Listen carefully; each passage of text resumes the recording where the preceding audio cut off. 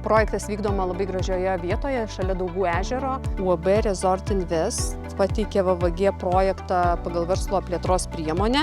Pareiškėjas įsigijo valtis, irklentes, žoliapjovę visam parkui tvarkyti ir įsigijo vaikų žaidimo aikštelę su įvairiomis priemonėmis pritaikyta įvairiom vaikų veikloms užsiimti.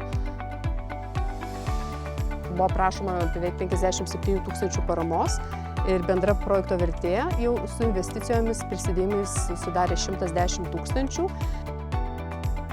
Pati įmonė užsiima pramogoms ir poilsio paslaugų organizavimo veiklomis, veikianti prie Daugų ežero. Ir šiuo metu nori atgaivinti lauko infrastruktūrą, pritaikytą vaikų stovyklom, užimtumui.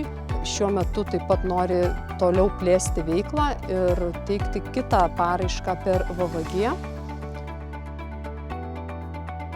Pareiškėjas planuoja toliau viešą infrastruktūrą tvarkyti, plėsti ir, kiek žinoma, planuoja teikti dar vieną paraišką per VVG, gauti tolimesniai plėtrai, būtent vaikų stovyklavietėms skirtai įrangai.